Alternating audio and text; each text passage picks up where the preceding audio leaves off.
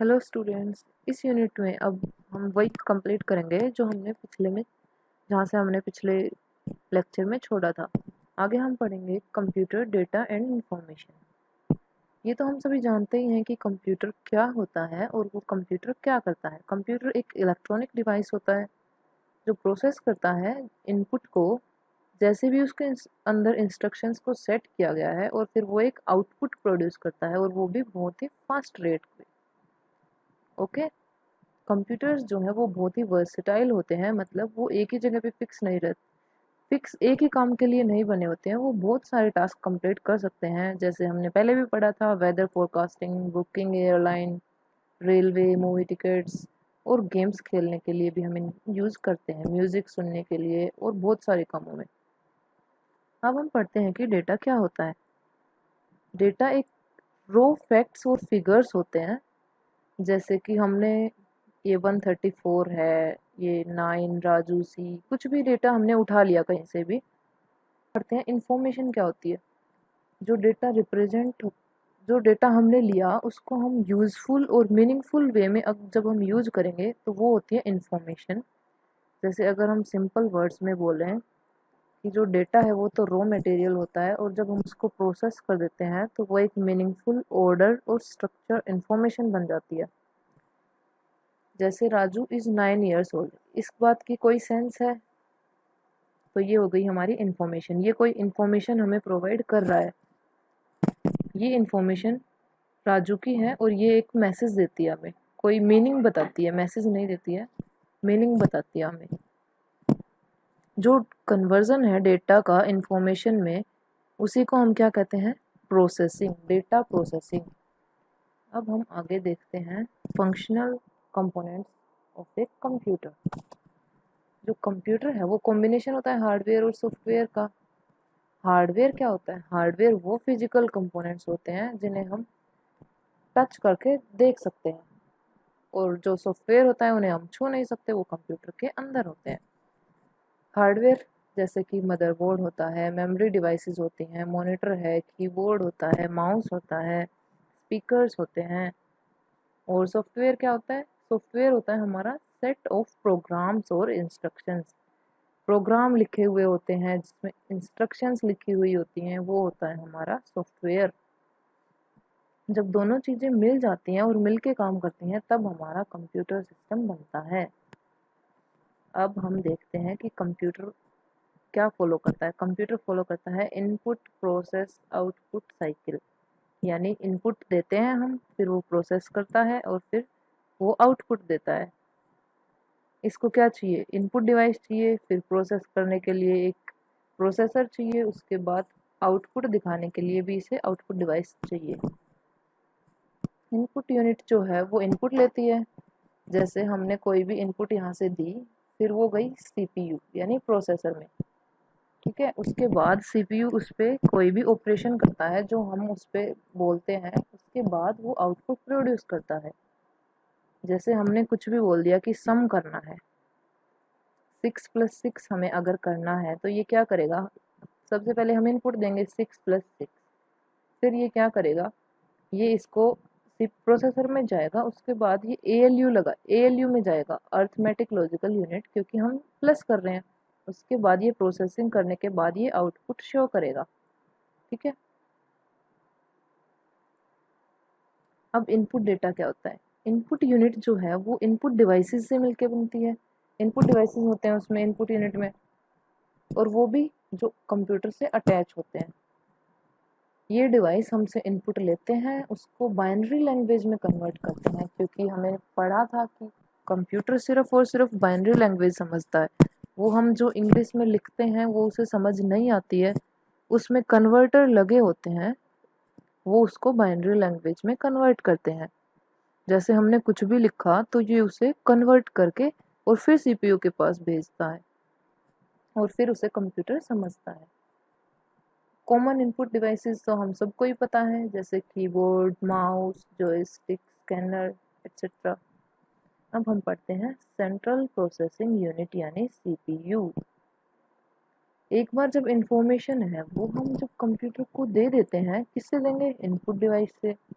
तो जो प्रोसेसर है वो क्या करेगा, इसको प्रोसेस करेगा। जो सीपीयू है हम उसे क्या बोलते हैं, ब्रेन ऑफ कंप्यूटर। ठीक है, क्योंकि ये क्या है, ये हर चीज को कंट्रोल करता है। कंप्यूटर का कुछ भी काम हो उसको कंट्रोल कौन करता है, सीपीयू। जैसे हमें कौन कंट्रोल करता है, हमारा दिमाग, वैसे ही कंप्यूटर को सीपीयू कंट्रोल करता है। सीपीयू कहाँ लोकेटेड होता है, एक स्मॉल चिप में। इसको हम क्या बोलते हैं, माइक्रो प्रोसेसर भी बोलते हैं। ये सबसे पहले क्या करता है, इंस्ट्रक्शन लेता है मेमोरी से और फिर उसके ऊपर जो भी ऑपरेशन करना है वो करता है और उसके बाद आउटपुट शो कर देता है। जो सीपीयू है ये बहुत सारे फंक्शंस करता है। ठीक है, अब हम आगे इसके फंक्शंस पढ़ेंगे। ये इसके मेनली 3 फंक्शंस होते हैं, अरिथमेटिक, लॉजिकल यूनिट। इसके 3 कंपोनेंट्स होते हैं जो अलग अलग फंक्शन करते हैं, जो होते हैं arithmetic, logical unit, control unit और मेमोरी रजिस्टर्स। अभी हम आगे वही पढ़ेंगे। अरिथमेटिक लॉजिक यूनिट ये क्या करता है, इसके नाम से ही पता चल रहा है अरिथमेटिक, यानी ये तो कुछ मैथमेटिकल काम करेगा। तो ये क्या करता है, मैथमेटिकल कैलकुलेशन करता है और लॉजिकल डिसीजन लेता है। अरिथमेटिक कैलकुलेशन में हमारे पास क्या क्या आ जाता है, एडिशन करना, सब्ट्रैक्शन करना, मल्टीप्लिकेशन, डिवीजन। और लॉजिकल में क्या आता है, कोई भी दो चीज़ों में हमें कौन बड़ा है छोटा है कंपेयर करना, इक्वल्स टू, ग्रेटर देन, ये सब आ जाती हैं हमारी लॉजिकल डिसीजन में। तो ये काम कौन करेगा, हमारा अरिथमेटिक एंड लॉजिक यूनिट। उसके बाद आती है कंट्रोल यूनिट। कंट्रोल यूनिट क्या करती है, control unit coordinates and controls the data flow. जो भी डेटा का फ्लो हमारा हो रहा है सीपीयू में उस पूरे को कंट्रोल करती है कंट्रोल यूनिट। और जो भी ऑपरेशंस एएलयू यानी अरिथमेटिक एंड लॉजिक यूनिट करता है या मेमोरी रजिस्टर्स करते हैं वो सारी कंट्रोल कौन करता है, कंट्रोल यूनिट। यानी सारी पावर इसी के हाथ में है, कंट्रोल यूनिट के हाथ में। इनपुट आउटपुट यूनिट्स को भी यही कंट्रोल करता है। और ये किसके लिए भी रिस्पॉन्सिबल होता है, जो भी प्रोग्राम में इंस्ट्रक्शन स्टोर है उन सब के लिए भी यही रिस्पॉन्सिबल होता है। यही हमारा जो भी हम इंस्ट्रक्शन देते हैं उसको यही लेता है, समझता है और फिर सिग्नल सेंड करता है इनपुट या आउटपुट डिवाइस के पास। अब हम पढ़ते हैं मेमोरी रजिस्टर्स। एक रजिस्टर एक टेम्परेरी यूनिट होती है मेमोरी की सीपीयू के अंदर। ये क्या करती है, डेटा या इंफॉर्मेशन को लेती है और फिर उसको स्टोर करती है जितनी उसकी रिक्वायरमेंट हो। जैसे गेम खेलते हैं तो खेलते टाइम तो वो ऑन रहता है, उसके बाद तो ऑफ हो जाता है, जो भी हुआ वो सब इरेज हो जाता है। बट अगर हमारी कोई फाइल है वो सेव होती है और वो फाइल तो बाद में भी सेव रहती है, अगर हम बैक कर दें तो ये रिक्वायरमेंट के हिसाब से डेटा इंफॉर्मेशन को स्टोर करके रखता है। रजिस्टर्स जो हैं ये डिफरेंट साइज के होते हैं। जैसे हमारी नोटबुक भी, तो नोटबुक को हम बोलते हैं ना रजिस्टर, तो ये भी वैसे ही क्या करता है, नोटबुक में हम लिख के स्टोर करते हैं अपने डेटा को। ये कंप्यूटर के डेटा को स्टोर करने का रजिस्टर है। ठीक है, मेमोरी रजिस्टर। और जैसे हमारी नोटबुक भी बहुत सारे साइजेस में मिलती है वैसे ही रजिस्टर्स भी डिफरेंट साइजेस के होते हैं। और ये किस में होते हैं, बिट्स में होते हैं। जैसे 16 बिट, 32 बिट, 64 बिट और सो ऑन, ये 2 की पावर में चलते हैं। और जो रजिस्टर होता है सीपीयू के अंदर उसका सबका अलग अलग फंक्शन होता है। जैसे कोई डेटा को स्टोर करता है, कोई इंस्ट्रक्शन को स्टोर करता है, कोई लोकेशन को स्टोर करता है। अब नेक्स्ट है हमारी मेमोरी। मेमोरी क्या होती है, मेमोरी हमारी अटैच होती है सीपीयू से और ये डेटा को स्टोर और इंस्ट्रक्शंस के लिए यूज़ करते हैं हम। और इस जो स्टोरेज और इंस्ट्रक्शंस के लिए यूज होती है ना उसको हम बोलते हैं इंटरनल मेमोरी। जब भी हम कोई भी प्रोसेस करते हैं तो वो होती है हमारी इंटरनल मेमोरी के अंदर, जिसके अंदर हमारा डेटा स्टोर होता है। और जो इंटरनल मेमोरी होती है वो भी डिवाइड होती है बहुत सारी स्टोरेज लोकेशंस में, जो कि हर एक क्या करती है, डेटा को स्टोर करती है और इंस्ट्रक्शंस को स्टोर करती है। हर एक मेमोरी लोकेशन का साइज सेम होता है और सबका एक एड्रेस होता है। जैसे हमारे घर का कोई एड्रेस होता है ना, वैसे ही जो भी चीज़ें कंप्यूटर में सेव होती हैं उनका भी एक एड्रेस होता है सीपीयू में, मेमोरी के अंदर। ठीक है। एड्रेस की हेल्प से जो कंप्यूटर है वो डेटा को बहुत इजीली फाइंड कर सकता है और उसे सर्च नहीं करना पड़ता पूरी मेमोरी को। जो इंटरनल मेमोरी है उसे हम प्राइमरी मेमोरी भी बोलते हैं और मेन मेमोरी भी बोलते हैं, क्योंकि प्रोसेसिंग इसी में होती है हमारी जो भी करते हैं। जब भी हम कोई टास्क परफॉर्म करते हैं तो कंट्रोल यूनिट क्या करती है, स्पेस अवेलेबल कराती है इसमें मेन मेमोरी में डेटा को स्टोर करने के लिए। फिर जो काम हमें करना होता है, इंस्ट्रक्शंस देनी होती हैं, हम वो कर लेते हैं। उसके बाद ये मेमोरी को फिर से क्लियर करवा देता है और नेक्स्ट टास्क के लिए वो मेमोरी अवेलेबल हो जाती है। इसका मतलब क्या हुआ भाई, ये क्लियर करवा देता है, इसका मतलब ये हुआ कि इस मेमोरी में ज़्यादा देर तक काम जो हमने किया वो जब तक हम करेंगे तब तक तो ठीक है, उसके बाद वो इसमें सेव नहीं होगा। तो फिर वो कहाँ सेव होगा, वो सेव हो इसको जो इसमें बार जो ज़्यादा देर तक चीज़ स्टोर ना हो उसको हम क्या बोलते हैं, वोलेटाइल। मतलब जो ज़्यादा देर तक स्टोर नहीं कर सकती, जो सिर्फ इंस्ट्रक्शंस देंगे तब तक काम करेगी, वो होती है हमारी वोलेटाइल।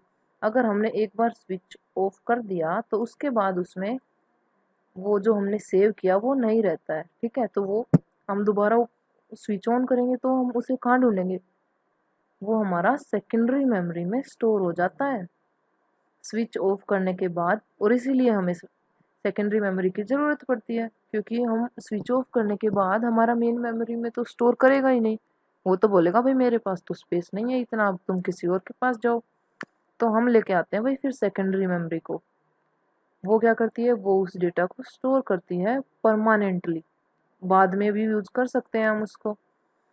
सेकेंडरी स्टोरेज के हमारे जो एग्जांपल्स हैं वो होते हैं hard disk, compact disc, pen drives. ठीक है। अब आउटपुट यूनिट में क्या होता है कि आउटपुट डिवाइसेस होते हैं, वो किससे अटैच होते हैं, कंप्यूटर से।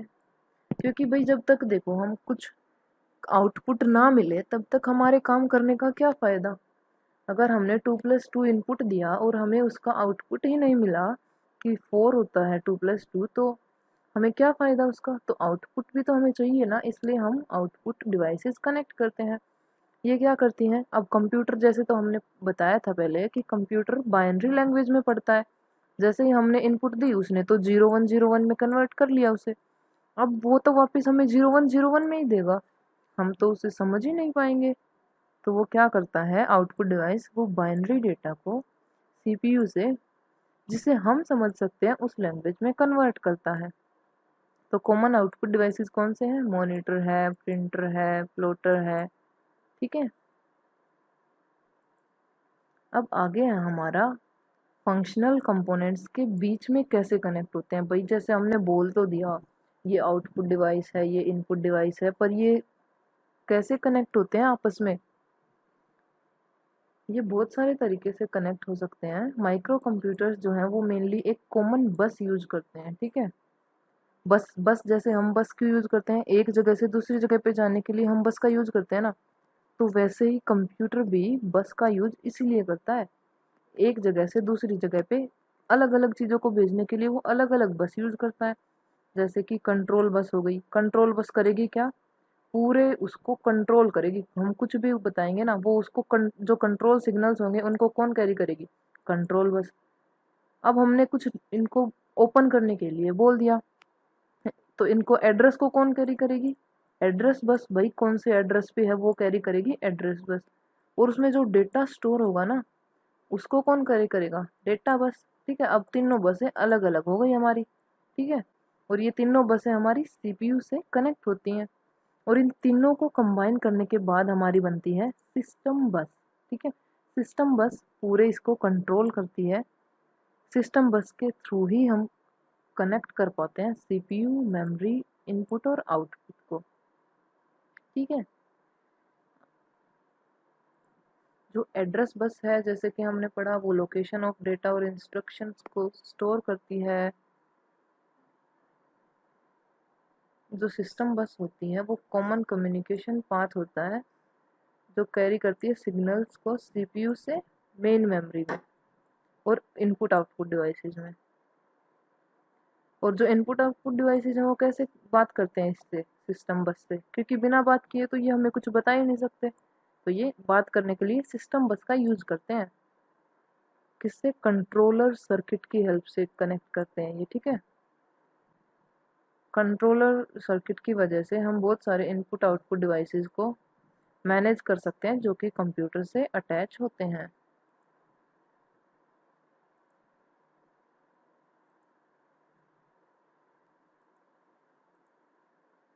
अब आगे है हमारा कॉन्सेप्ट ऑफ बूटिंग। बूटिंग क्या होता है भाई? बूटिंग होता है जब भी हम कंप्यूटर को स्विच ऑन करते हैं तो वो एकदम से तो स्विच ऑन नहीं होता है, वो टाइम लेता है थोड़ा। उसमें क्या होता है, एक प्रोग्राम होता है रोम में, वो मेन मेमोरी में आता है, ठीक है। इसी प्रोसेस को हम बूटिंग कहते हैं। तो पर ये होता कैसे है? सीपीयू क्या करता है कि वो ना सबसे पहले बेसिक इनपुट आउटपुट सिस्टम में जाता है और एग्जीक्यूट करना शुरू करता है। बायोस क्या करता है, ये बायोस जो है, बेसिक इनपुट आउटपुट सिस्टम, ये एक टेस्ट लेता है, उनका शुरू होने से पहले टेस्ट करता है। क्या टेस्ट करता है? कि भाई ये सही से काम कर भी रहे हैं कि नहीं। सबसे पहले जैसे वो देखेगा इनपुट आउटपुट डिवाइसेस को, उसके बाद वो मेमोरी को देखेगा, उसको कॉन्फ़िगर करेगा, फिर वो वीडियोस को चेक करेगा, हर चीज़ को वो जब चेक कर लेगा, हार्डवेयर और सॉफ्टवेयर्स को, फिर वो क्या करेगा, फिर वो जाएगा हमारा ऑपरेटिंग सिस्टम के पास, ठीक है। ऑपरेटिंग सिस्टम के पास जाने के बाद वो ऑपरेटिंग सिस्टम को एग्जीक्यूट करेगा, लोड पहले लोड करेगा फिर उसको एग्जीक्यूट करेगा, ठीक है। और जब वो एग्जीक्यूट हो जाएगा तब हमारा होता है कंप्यूटर ओपन, कंप्यूटर या लैपटॉप जो है वो ओपन। तो हमारी बूटिंग टू टाइप्स की होती है, वार्म एंड कोल्ड। अब कोल्ड क्या होती है? जो सिस्टम जब है शुरू से, इनिशियल स्टेट मतलब जब हम कंप्यूटर ऑन करते हैं तो होती है कोल्ड बूटिंग, ठीक है। जब कंप्यूटर को स्विच ऑन किया तो कोल्ड बूटिंग, इसको हम एक और नाम से भी बोलते हैं जैसे हार्ड बूटिंग, ठीक है। जैसे यूजर ने पावर बटन ऑन किया तो जो इंस्ट्रक्शंस हैं वो रीड होने शुरू हो जाती हैं रोम से बूटिंग प्रोसेस के लिए, ठीक है। अब ये वार्म बूटिंग क्या होती है? वार्म बूटिंग होती है कि कभी कभी हम क्या करते हैं, कंप्यूटर को रीसेट कर देते हैं, रीस्टार्ट, ठीक है।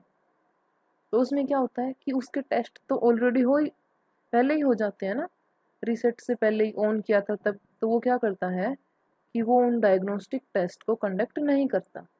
और इसी को हम बोलते हैं वार्म बूटिंग, और इसको हम सॉफ्ट बूटिंग भी बोलते हैं। इसमें चांसेस होते हैं डेटा हमारा लॉस हो सकता है, ठीक है, डेटा चेंज हो सकता है। अब देखते हैं क्लासिफिकेशन ऑफ कंप्यूटर्स में क्या होता है, कैसे है क्लासिफिकेशन ऑफ कंप्यूटर्स। कंप्यूटर्स जो हैं वो क्लासिफाई किए गए हैं टेक्नोलॉजी उनमें जो यूज होती है उसके बेसिस पे, ठीक है। इसके बेसिस पे तीन टाइप्स में डिवाइड किए गए हैं, digital, analogue and hybrid. Digital होते हैं, ये क्या करते हैं, प्रोसेसिंग करते हैं इंफॉर्मेशन की डिस्क्रीट फॉर्म में। ये ओनली 0 और 1 वैल्यू को एक्सप्रेस कर सकते हैं। जैसे अगर हम ग्राफ बनाना चाहें तो ये काम कैसे करते हैं, ये करते हैं ऐसे। इसमें क्या है, ये जो ऊपर है ये वैल्यू हो गई हमारी 1, जब नीचे है तो इसकी वैल्यू हो गई 0, ये 1 0, ये ओनली इन टू वैल्यूज पे काम करते हैं। इनको मेनली हम कहाँ यूज करते हैं, इंडस्ट्रीज में, बिजनेस और साइंटिफिक एप्लीकेशंस में, ठीक है। एनालॉग कंप्यूटर्स क्या होते हैं, ये कंटिन्यूसली काम करते हैं। इसमें तो हमारी क्या था, डिस्क्रीट वैल्यूज थी ओनली 1 एंड 0। जब हमें क्या चाहिए कि लगातार कंटिन्यूस काम करना हो तो उसके लिए हम एनालॉग कंप्यूटर्स का यूज करते हैं। जैसे हमारा करंट काम करता है या वोल्टेज चलती है वैसे ही कंटिन्यू काम करते हैं एनालॉग कंप्यूटर्स। एक थर्मोमीटर है, वो एनालॉग कंप्यूटर का एक एग्जांपल है, क्योंकि इसमें जो मरकरी का लेवल होता है वो कंटिन्यूसली चेंज होता है। जो एक्यूरेसी है एनालॉग कंप्यूटर की वो कम होती है डिजिटल कंप्यूटर से, बट इनकी जो स्पीड होती है ना वो डिजिटल कंप्यूटर से ज़्यादा होती है। एनालॉग कंप्यूटर्स जो है वो कहाँ यूज किए जाते हैं, एयरक्राफ्ट्स में, जहाँ पे कंटिन्यूसली डेटा चेंज होता रहता है, जैसे एयरक्राफ्ट्स में, न्यूक्लियर पावर प्लांट्स में, हाइड्रोलिक और इलेक्ट्रॉनिक नेटवर्क्स में। अब हमारी थर्ड जो टाइप है हाइब्रिड, वो हम देखते हैं उसमें क्या होता है। इसमें क्या होता है, दोनों एनालॉग और डिजिटल टेक्नोलॉजी, दोनों ही टेक्नोलॉजीज यूज होती हैं इसमें हमारी। इसमें जो स्पीड होती है वो तो एनालॉग कंप्यूटर की तरह होती है, और जो एक्यूरेसी होती है वो डिजिटल कंप्यूटर जितनी होती है। ये डिजिटल और एनालॉग सिग्नल्स को एक्सेप्ट कर सकता है और दोनों का कन्वर्जन कर सकता है, डिजिटल से एनालॉग और एनालॉग से डिजिटल। ये मेनली डिफरेंशियल इक्वेशन की प्रोसेसिंग के लिए यूज किए जाते हैं। इसमें जो डिजिटल पार्ट है वो तो लॉजिकल ऑपरेशन के साथ डील करता है। जो बेनिफिट्स हैं दोनों एनालॉग और डिजिटल कंप्यूटर्स के, वो इसमें अवेलेबल होते हैं। तो हाइब्रिड कंप्यूटर्स जो हैं वो बहुत अच्छे होते हैं कॉम्प्लेक्स सिमुलेशंस को सोल्व करने के लिए।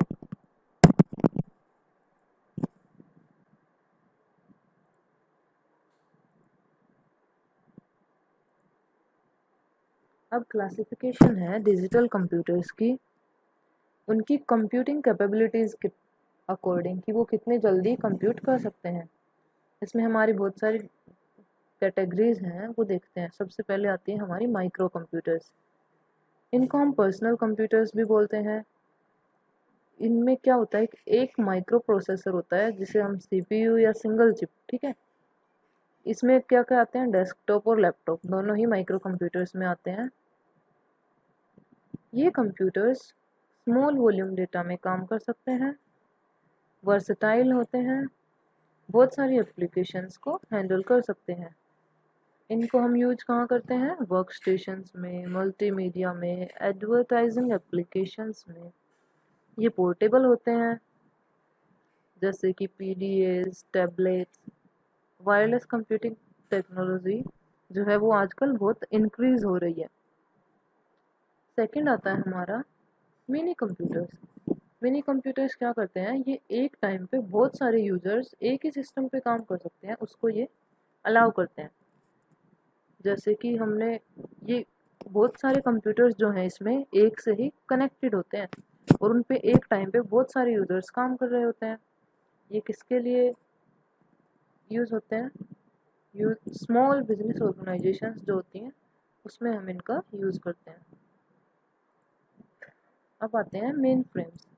मेन फ्रेम्स बहुत ही लार्ज होते हैं, बहुत ही पावरफुल होते हैं, और उनकी मेमोरी कैपेसिटी जो है वो बहुत हाई होती है, और बहुत बड़े डेटाबेस को जब हमें कुछ काम करना हो ना, उसको भी ये बहुत फास्ट रेट पे कर सकता है। इसका मेनली हम यूज़ कहाँ करते हैं, बैंक्स में, क्योंकि बैंक में बहुत सारा डेटा अपडेट करना होता है, चेक करना होता है। बड़ी ऑर्गेनाइजेशंस जैसे गूगल हो गया, तो इनके पास बहुत सारा डेटा स्टोर होता है, तो वो अपने डेटा को मेन फ्रेम कंप्यूटर्स में स्टोर करते हैं, क्योंकि इसकी मेमोरी बहुत ही ज़्यादा होती है, और ये एक टाइम पे बहुत सारे यूजर्स को हैंडल कर सकता है, सपोर्ट कर सकता है, ठीक है। अब आते हैं हम सुपर कंप्यूटर्स। ये सबसे फास्टेस्ट होते हैं, जैसे इसके नाम से ही पता चल रहा है सुपर, तो ये सबसे फास्ट होते हैं, बट ये ना एक्सपेंसिव भी बहुत होते हैं। ये बिलियंस ऑफ इंस्ट्रक्शंस एक सेकंड में एग्जीक्यूट कर सकते हैं। इनमें मल्टी प्रोसेसर मतलब एक से ज़्यादा प्रोसेसर होते हैं। ये पैरेलल सिस्टम्स में पैरेलली काम भी कर सकते हैं इनमें हम, और मैथमेटिकल एप्लीकेशंस पे भी काम कर सकते हैं, जैसे वेदर फोरकास्टिंग हम किससे करते हैं, सुपर कंप्यूटर से। सुपर कंप्यूटर में और मेन फ्रेम में जो मेन डिफरेंस होता है वो होता है कि सुपर कंप्यूटर जो है वो कम प्रोग्राम्स को बहुत ही जल्दी एग्जीक्यूट कर सकता है। जो मेन फ्रेम है वो बहुत सारे प्रोग्राम्स को एक साथ एग्जीक्यूट कर सकता है, और जो सुपर कंप्यूटर है वो कुछ प्रोग्राम्स को जल्दी कर सकता है। अब आगे ये एक एक्सरसाइज है, ये आप बाद में ट्राई कर सकते हैं। ये यूनिट 1 जो है हमारी कंप्यूटर की 11th क्लास की, ये यहीं पे फिनिश होती है। आप ये ट्राई कर लेना। अब आगे मिलेंगे हम नेक्स्ट यूनिट के साथ।